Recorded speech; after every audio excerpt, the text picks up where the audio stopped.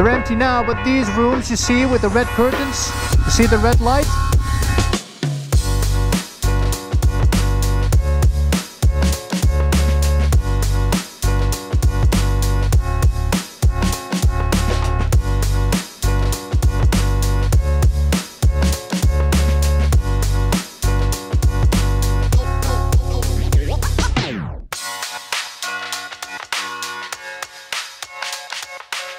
What's up everybody? It's about 10:30 in the morning and we just entered the outskirts of Amsterdam. And today we're going to do something very unique, something I never do actually, because we are going to conquer the concrete jungle instead of the forests and the trails and the mud.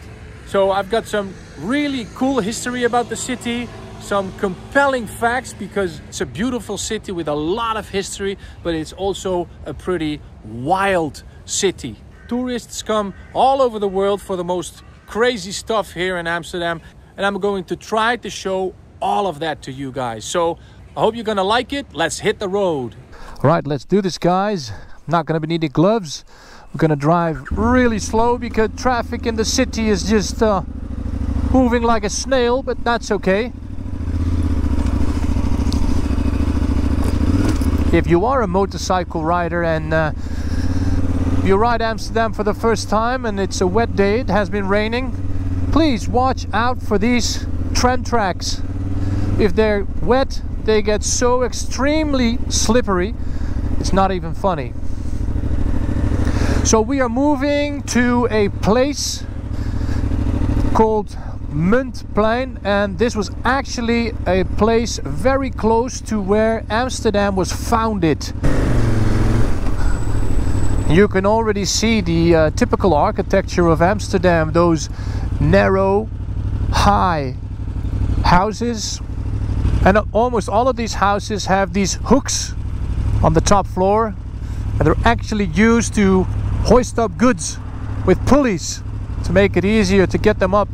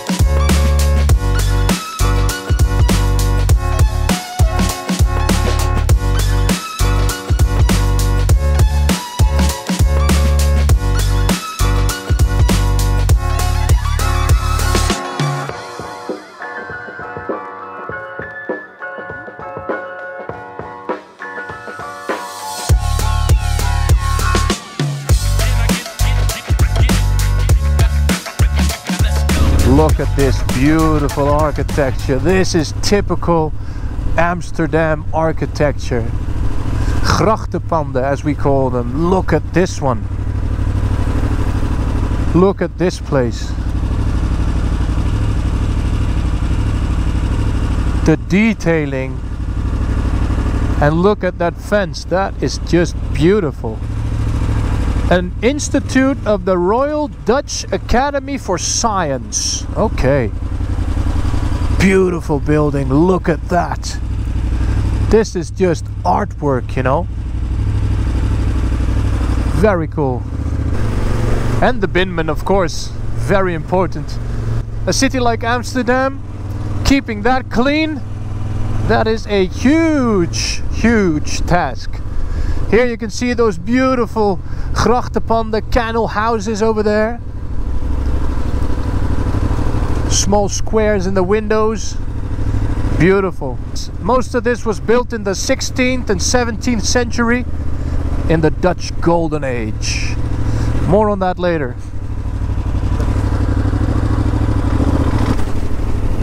Let's see if I can go through here to make a quick video. Yes, this is a good spot. Awesome. So we've arrived at the mouth of the Amstel. You can see the Amstel River behind me, and this was one of the places the river entered and exited the city. Amsterdam actually began as a humble fishing village right around this place around the year 1000. By the year 2075, they have built a dam to control the floods they were battling at that time. That was actually where the name Amsterdam came from. Amstel, Dam, Amsterdam.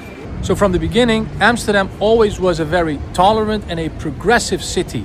And they had a lot of immigrants. And now 180 nationalities live in this city of Amsterdam. Not visiting, not tourists, no, they are living here permanently. All right, let's hit the road on to the next site. All right, let's roll out.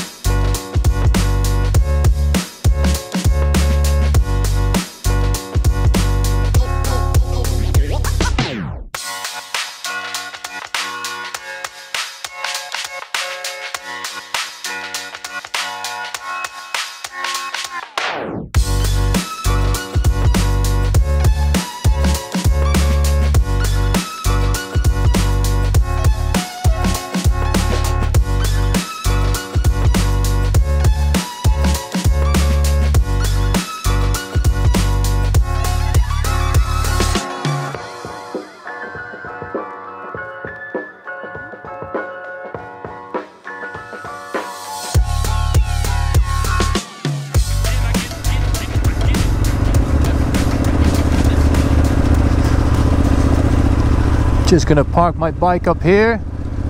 We're rolling into Dam Square.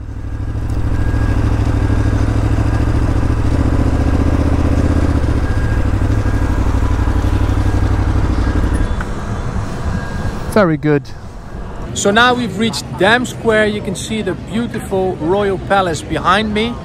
And this place actually started out as a humble fishing market and town hall. So the Royal Palace behind me started out as a townhouse in 1655, and in 1808 it became the Royal Palace for the King. So I have a compelling fact about this place, a sad one actually. 2 days after the Germans surrendered for the Second World War, people were celebrating on this square behind me in masses. But there were German soldiers left behind in one of the buildings behind me, and from one of the balconies they started shooting in panic into the masses, killing 30 people in a last tragic gasp of the Second World War. Right, let's roll out again. We are moving to the old church and the red light district, guys. But that's going to be interesting. Crazy times when you think about that World War II stuff. Imagine celebrating the liberty of your country and being killed by a couple of soldiers left behind. So sad. Now this place only has good vibes, luckily. So on my right side here there's a little harbor with tour boats, so you can see the city from the water. That's always nice, it gives off such a different perspective. And the beautiful canal houses surrounding this small harbor.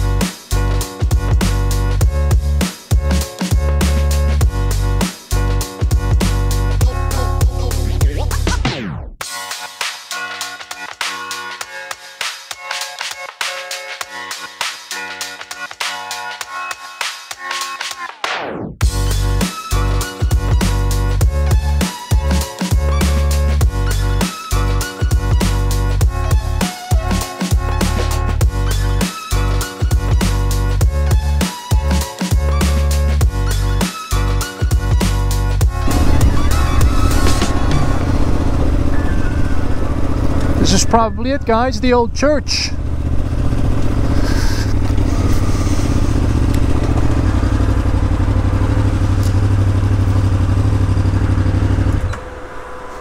So behind me is the old church, which is the oldest building in Amsterdam, and it started out as a chapel in 1213. And this church has something weird right outside the door, and I'm going to show it to you. Let's go.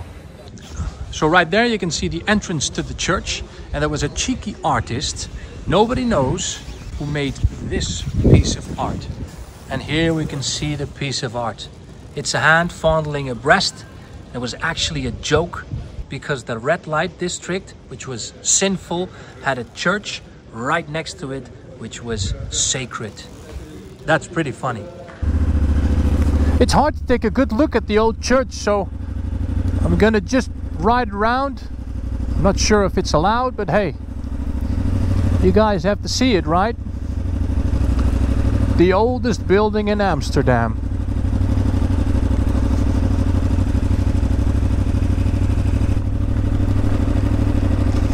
Some cafes around.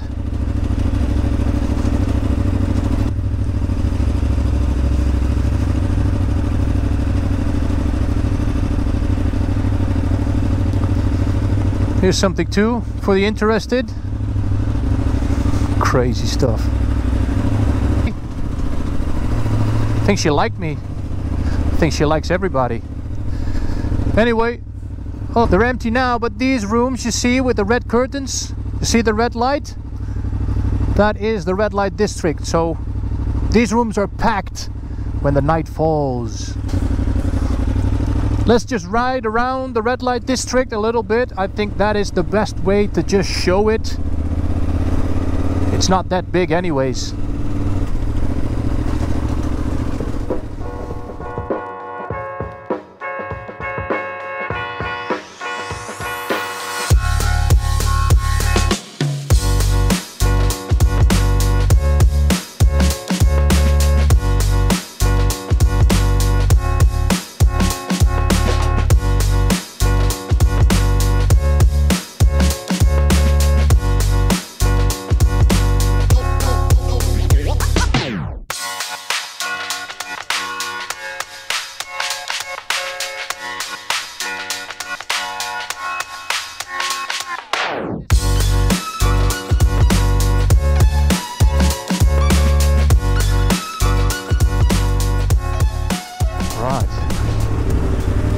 Crossing Dam Square again. Moving to a place called the Jordaan, which is famous for music and other artists. I'm gonna tell you about that when we get there. So here we are entering the district, the Jordaan. And I can already see the statues of the famous folk music singers of the Netherlands, made out of copper. So this is it, guys, the Jordaan and the statues. So we've reached the Jordaan district. This was built in 1612 as a working class neighborhood, mostly for immigrants. And this place is just a charming maze of little streets. And back in the day, 80,000 people were crammed up here in tiny houses with no plumbing until the 1900s. So the name the Jordaan probably came from the French immigrants who moved here. The French word for garden is jardin, hence the name the Jordaan. And all the streets you see in the Jordaan district have names of flowers and plants. So this was also a very important place for Dutch folk music. It actually originated from here. That's why the big copper statues at the beginning of this district, the Jordaan, have been placed to honor them. Let's take a quick look in the narrow streets of the Jordaan district before we move to the museum square. Okay.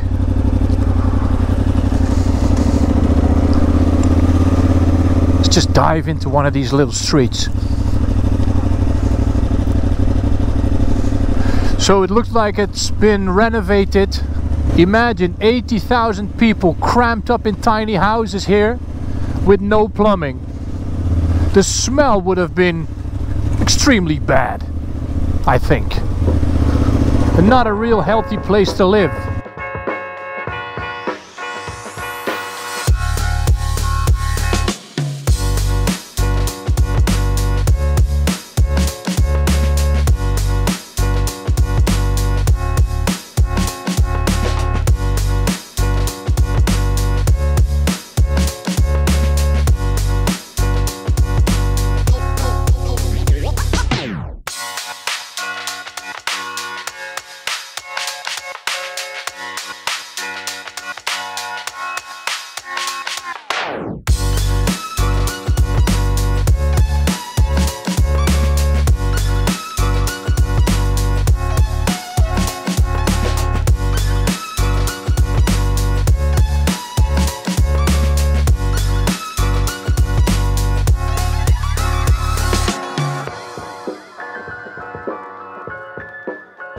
So we're at the Vondelpark right now. It's beautiful, it's lush. These are the green lungs of the city, just like Central Park is to New York. This park opened up in 1865 as the New Park. That was the original name, Nieuwe Park in Dutch, before it got renamed to the Vondelpark because they wanted to honor the Dutch poet Joost van den Vondel. So the park is designed in an English style and it covers 120 acres. So a very strange fact is every 30 years they have to renovate the whole park because it was built on a marshy foundation. If they don't renovate this place every 30 years, it would actually be underwater. So another weird thing is that a huge population of tropical birds live here. Usually parrots that escaped or were let loose by the owners. They thrive here, which is crazy because they're tropical birds and not used to the cold and wet winters of the Netherlands. But hey, nature adapts. All right, let's go. Let's do this. Look out for glass. It's good to be back on the bike.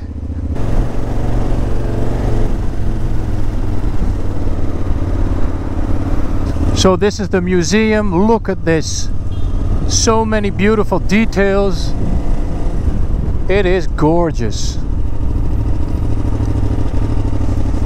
We've got an image of Rembrandt right up front. The sun is shining into my lens. I hope you guys can see it a little bit.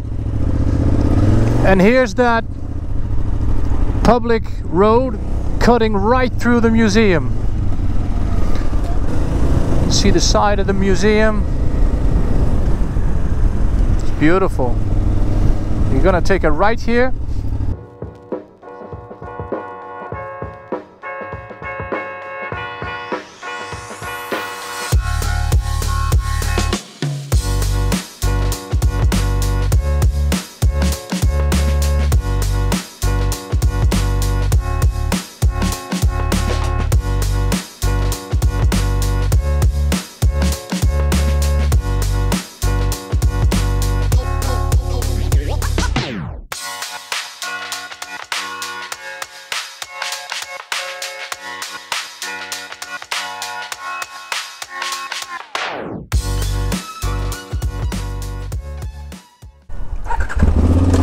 Moving to Museum Square. Go on, lad. So let's get this up.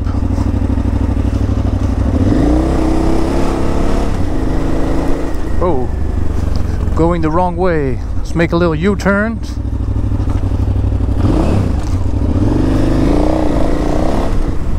Is the museum again? Wonderful building. Aesthetically appealing, as they say.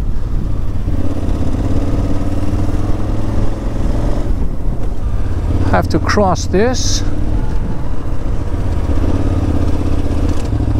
So this is Museumplein in Dutch, Museum Square in English, and this is where they host a lot of big events right in the middle of the city, which is awesome.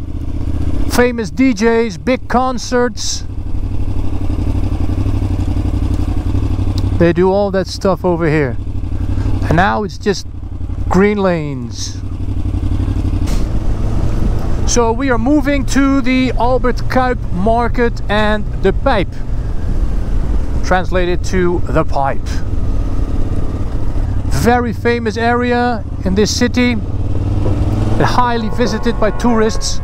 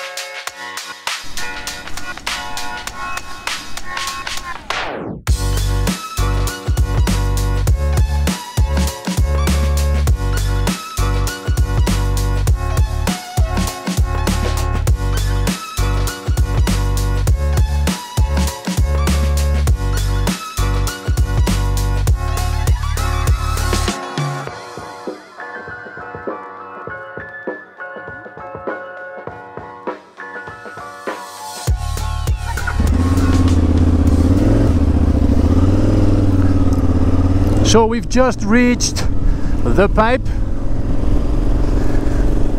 and this section of the city was a 19th century working class expansion,